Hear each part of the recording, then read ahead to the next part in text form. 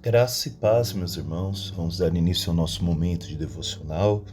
Tome a sua Bíblia no livro de Êxodo, capítulo 10, versículo do 21 ao 29.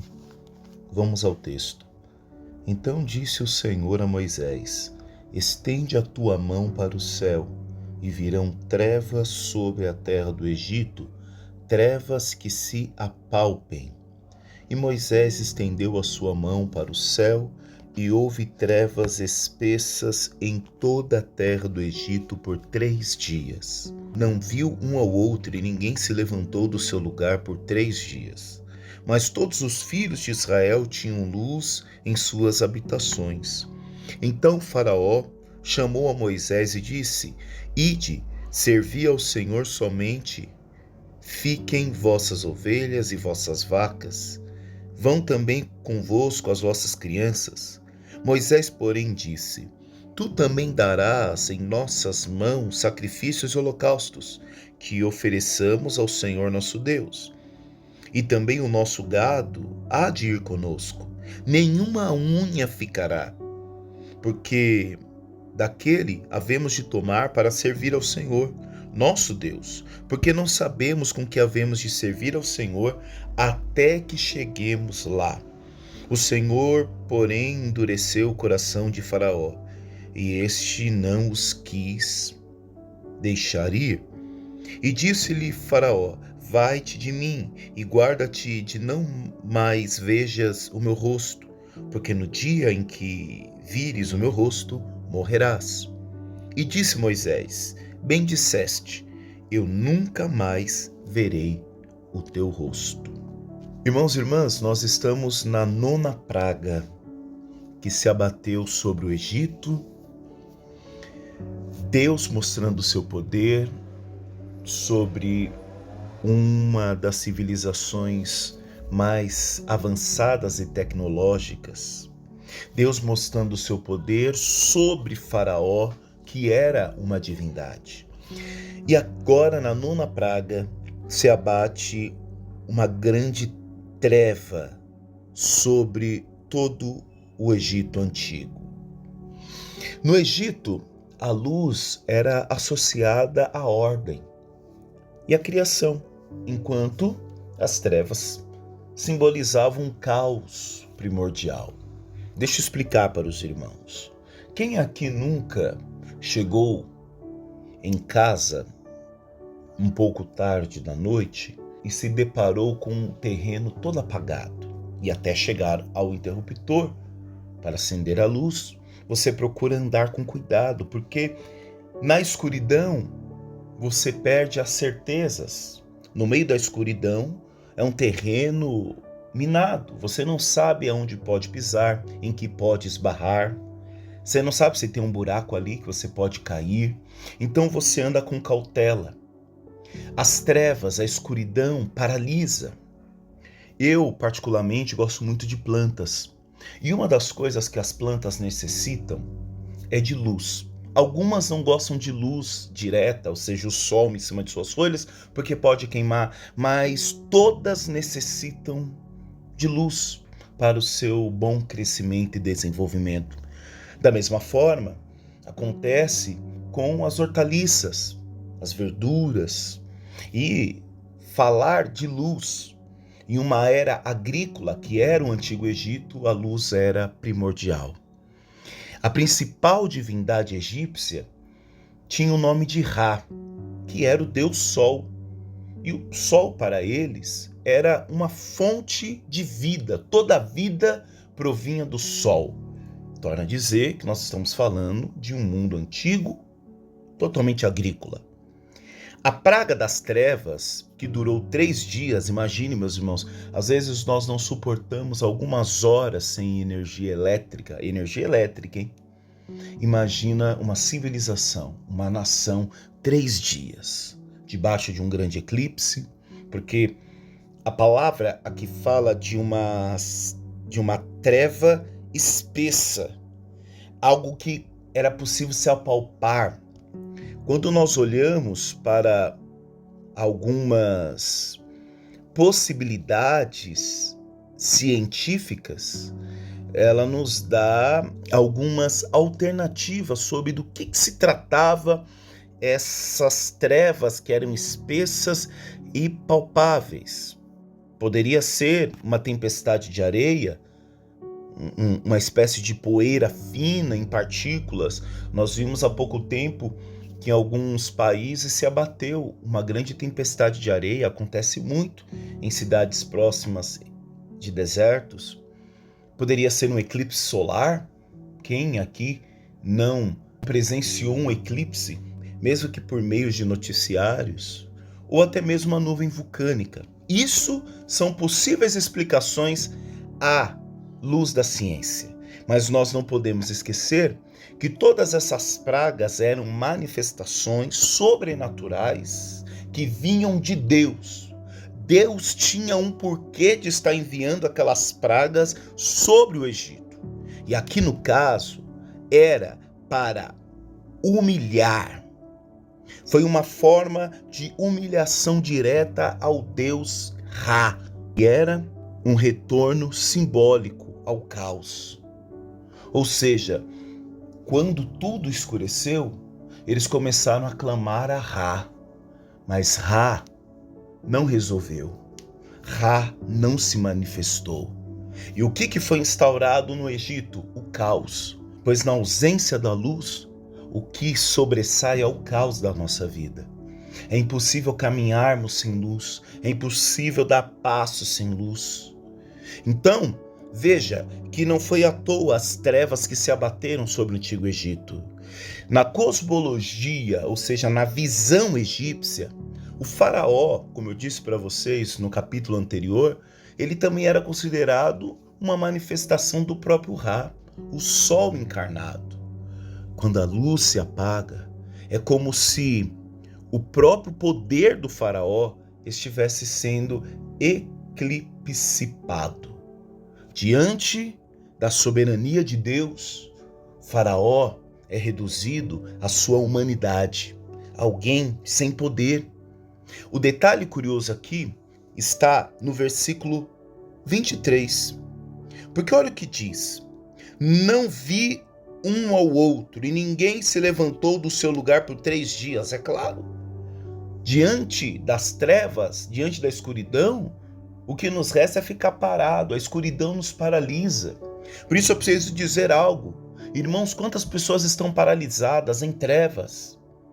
Quantas pessoas têm tido a sua fonte de luz apagada, eclipsada pelas drogas, pela prostituição, pela pornografia, pelos prazeres deste mundo? E diante desse eclipse, dessa ausência de luz, dessa vivência de trevas, vivem paralisadas, não se movimentam. Veja que aqui no versículo 23, ninguém se levantou do seu lugar por 3 dias. Agora o detalhe: mas todos os filhos de Israel tinham luz em suas habitações. Meus irmãos, não tem como explicar isso. Isso é graça de Deus. Isso é poder de Deus, é algo sobrenatural vindo da parte de Deus, simbolizando uma distinção clara, meu irmão, entre o povo de Deus e os egípcios, entre o povo que caminhava na luz e o povo que caminhava nas trevas. Deus fazendo distinção de comportamento, Deus fazendo distinção da sua vontade, do seu querer, dos seus propósitos. As trevas eram palpáveis. Indicam não apenas a ausência da luz, mas uma densidade espiritual. O juízo de Deus cobre o Egito como um caos simbólico. E esse caos simbólico, ele está prefigurando, ele está antecipando a 10ª praga, que é a morte de todos os primogênitos. A praga das trevas prepara o clímax da libertação. Torno a dizer, Deus é aquele que tira coisas boas, mesmo que o meio a qual está sendo empregado é ruim. Deus é luz que dissipa as trevas, meus irmãos. Só Ele pode iluminar as áreas escuras da nossa vida. da sociedade, para este mundo em caos, para este mundo sem luz, para este mundo que anda nas trevas. Só Deus pode iluminar, só Deus pode trazer as claras. Nós não devemos confiar em fontes ilusórias de luz. Veja, meus irmãos, que neste momento os magos se calam. Veja que neste momento nada podem fazer aqueles magos que estavam tentando repetir os atos que Deus fazia. Porque só Deus é soberano sobre a natureza, sobre os elementos que Ele mesmo criou. Meus irmãos, que nós não negligenciemos o caos. O caos espiritual é real. Quantas pessoas agora, meus irmãos, estão em trevas? Quantas pessoas agora estão em um estado de choro e ranger de dentes? Pessoas que estão tentando lutar, pessoas que estão tentando se livrar do vício das drogas, pessoas que diariamente têm tido compulsões, comportamentos, convites para tirar a própria vida. Quão trevas é a vida desta pessoa, quão triste, quanto choro, quanto ranger de dente. Meus irmãos, nós vivemos tempos onde a escuridão, e não só a escuridão espiritual, não, mas também escuridão moral, parece prevalecer. Ligamos o noticiário, nós vemos os homens caminhando em escuridão. A humanidade caminhando em escuridão. E quando a humanidade caminha em escuridão, ela caminha longe de um propósito, longe de um caminho. Mas Deus preserva o seu povo e conduz à libertação. Ele é a luz que nós necessitamos. Ele é a luz que nos guia. Não tem como, meus irmãos, nós falarmos de luz sem falarmos de Cristo. Porque Cristo é a verdadeira luz. A praga das trevas aqui está simbolizando também um estado espiritual de quem vive sem Deus. E como vive uma pessoa sem Deus? É o reflexo do versículo 23. É paralisado, confuso, sem direção. Quando nós olhamos para o Novo Testamento, nós temos a revelação de Jesus como a verdadeira luz que ilumina todo o ser humano. É o que diz João capítulo 8, versículo 12. Falou-lhes, pois, Jesus outra vez, dizendo: eu sou a luz do mundo, quem me segue não andará nas trevas, mas terá a luz da vida. Pois nas trevas não tem como você andar. Caminhar nas trevas é um caminho incerto. Só Deus inaugura em nossas vidas um caminho seguro para que possamos trilhar. João capítulo 1, versículo 5. A luz brilha nas trevas e as trevas não a derrotarão. Meus irmãos, basta um fragmento de luz para que todas as trevas venham se dissipar. Não esqueça, Cristo nos deu o nome, Cristo nos deu uma autoridade. Vós sois luz do mundo e sal da terra. Você é luz. Aonde você chega, você precisa iluminar. Aonde você chega, você precisa ser esse luzeiro que traz a luz verdadeira de Cristo, não a luz ilusória, não a luz de falsas entidades, não a luz de falsos ídolos. Tem muitas pessoas confiando na luz de falsos ídolos, de falsos objetos, mas só Cristo é a luz verdadeira. Assim como Israel teve luz em meio à escuridão, quem crê em Cristo não anda mais nas trevas, mas experimenta a luz da salvação. As trevas ali está simbolizando o juízo de Deus. Meus irmãos, Efésios capítulo 5, do 8 ao 9 diz: porque noutro tempo eres trevas, mas agora sou luz do Senhor. Andai como filhos da luz, porque o fruto da luz consiste em toda bondade, justiça e verdade. Então, se estamos em luz, os nossos atos, as nossas práticas precisam ser de luz. Porque desde a criação, a luz não compactua com trevas. Aliás, Agostinho dizia que não existe as trevas, existe a ausência de luz. E quando a luz é apagada, quando a luz é ofuscada, quando nós insistimos em colocar a luz debaixo da mesa ou colocar sobre ela um alqueire, o que cresce, o que aumenta são as trevas. Se você é luz, você precisa dar testemunho de quem você é, luz. As suas práticas precisam ser de luz. Os seus pensamentos precisam refletir luz. O seu comportamento com os irmãos precisam refletir luz. Agora tem uma parte aqui que eu acho interessante, é o que Faraó diz para Moisés diante daquelas trevas que está se abatendo sobre o país a qual ele é maior autoridade. Versículo 24. Então Faraó chamou Moisés e disse: Ide, servi ao Senhor. Somente fique vossas ovelhas e vossas vacas, vão também convosco as vossas crianças. Era aquilo que eu dizia no capítulo anterior. Faraó começa a negociar. Faraó, obstinado, tem um coração endurecido, ele quer ter controle sobre todas as coisas. É ele que quer chancelar, é ele que quer colocar o ponto final, é ele que quer dar a última palavra. Mas quem é Faraó para dar a última palavra diante de Deus Todo-Poderoso? Veja a manobra que ele quer fazer. Veja o que ele propõe para Moisés. Não, vocês podem ir adorar o Senhor. Na verdade, Faraó aqui não está com o coração sensibilizado, o coração convertido. Ele quer a resolução do problema. E quantas pessoas, meus irmãos, estão vindo para Jesus não para adorá-lo, reconhecê-lo como único suficiente Salvador, mas porque querem os seus problemas resolvidos. Então, vamos lá, Moisés, já que o Egito está todo em trevas, a única forma é pode ir, mas o coração endurecido de Faraó mostra logo a sua verdadeira intenção, porque ele diz: vai, servir ao Senhor, somente fiquem vossas ovelhas e vossas vacas, vão também as crianças. Moisés, no versículo 25, traz um dado importante. Nós estamos falando do mundo agrícola, nós estamos falando no mundo de sacrifícios, aonde o sangue girava em torno da relação do povo para com Deus. O povo falava com Deus através do sacrifício. Então Moisés, o que ele diz? Não. Eu preciso que você libere também as ovelhas. Libere também o gado, as vacas. É o que diz o versículo 25. Moisés, porém, disse: tu também darás em nossas mãos sacrifícios e holocaustos que ofereçamos ao Senhor nosso Deus. 26.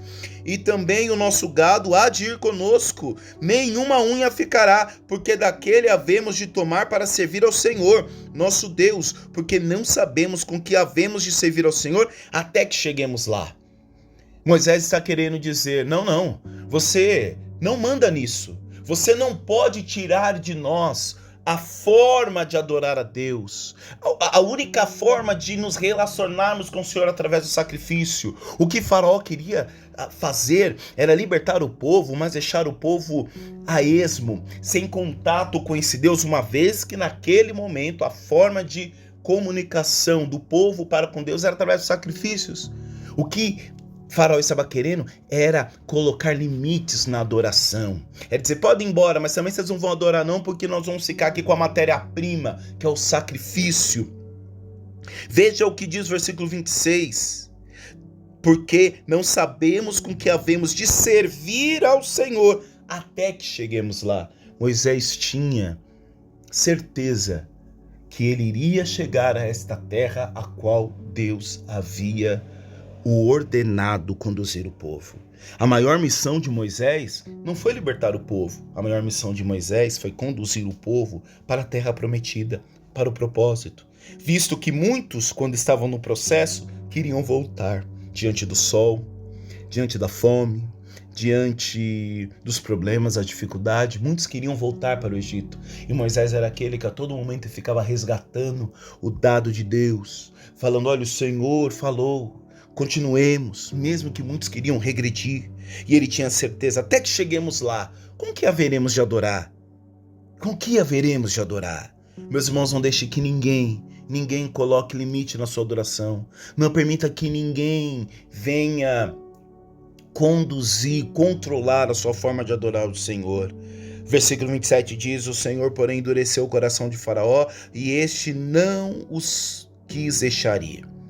Agora o final é profundo, porque diz assim: e disse-lhe Faraó: vai-te de mim e guarda-te, que não mais vejas o meu rosto, porque no dia em que me vires o meu rosto, morrerás.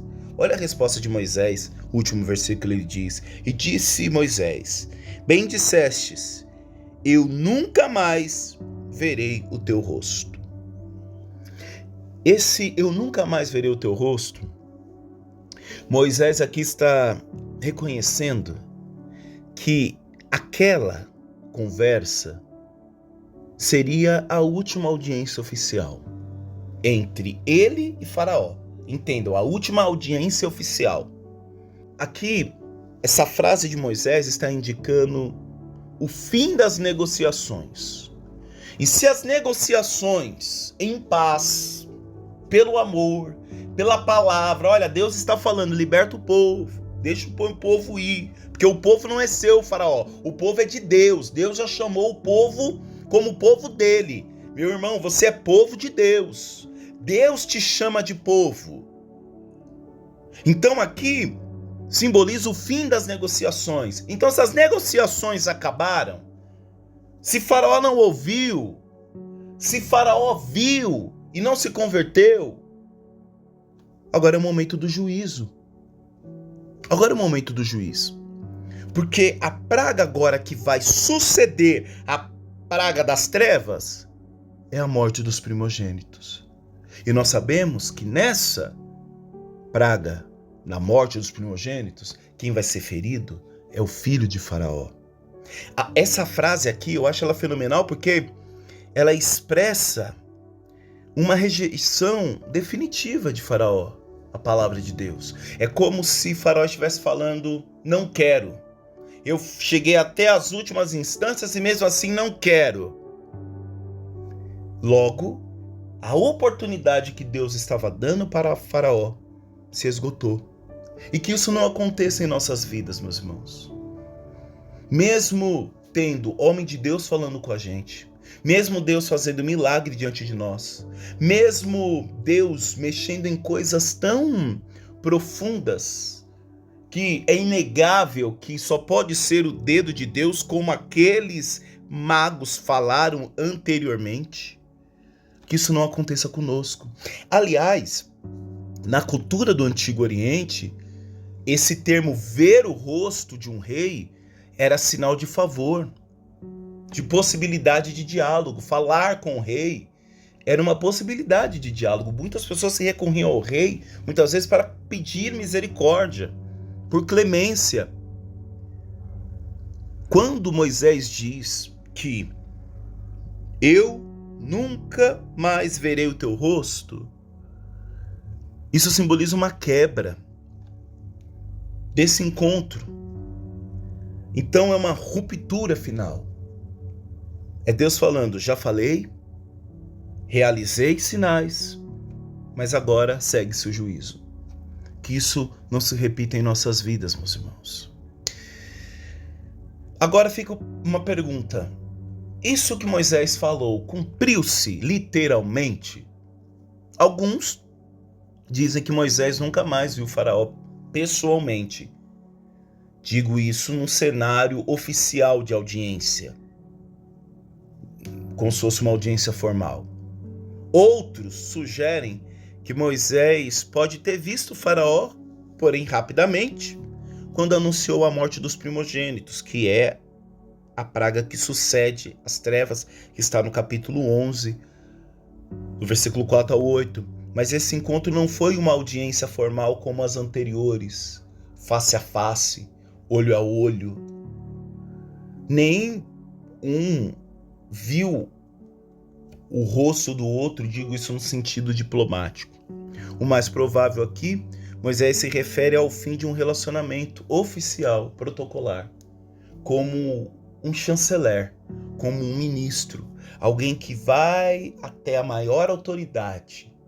Não vai com coroa, não vai com cedro, não vai em posse de um exército, nem de armaduras, mas vai no nome do Senhor. Vai diante da maior autoridade civil da época e diz, assim diz o Senhor, deixe meu povo ir. Daí em diante não haveria mais conversa. O juízo haveria de se abater sobre o Egito. E quais pontos nós podemos aplicar através desta palavra? Primeiro, Deus é a luz que dissipa as trevas. O caos espiritual é real. E por último, separação entre luz e trevas. Assim como Israel habitava na luz, somos chamados a viver como filhos da luz, distinguindo-nos do sistema do mundo, distinguindo-nos desse sistema de trevas, onde tudo ocorre na escuridão. Nós somos cristãos, nós somos filhos da luz. A nossa luz é Cristo, então não tem por que fazermos as coisas escondidas. Que o Senhor nos ajude, meus irmãos. Vamos orar. Pai, nós te louvamos e agradecemos, porque Tu és a luz, ó Pai. E todo aquele que confia em Ti, ó Pai, não fica confundido, não será confundido. Nós pedimos, ó Pai, que a Tua palavra, que a Tua presença seja o farol, que venha, ó Pai, nos direcionar, venha nos dar segurança nesse mar da vida, que muitas vezes, ó Pai, os caminhos são escuros, perigosos, muitas vezes nos sentimos paralisados, muitas vezes, Senhor, não conseguimos enxergar o outro tal como ele é. Nós precisamos do Senhor, ó Deus, que esta luz, ó Pai, venha a cada dia brilhar fortemente, principalmente em nossos corações, ó Pai, lançando fora todo medo, toda distração, lançando fora, ó Pai, todo preconceito, tudo aquilo que ao longe nós não conseguimos enxergar, porque no meio da escuridão, ó Pai, as coisas não são claras. Nos ajude, ó Pai. É o que nós te pedimos, no nome de Jesus. Amém. Forte abraço, meus irmãos. Deus abençoe e até a próxima. Fiquem com Deus. Tchau, tchau.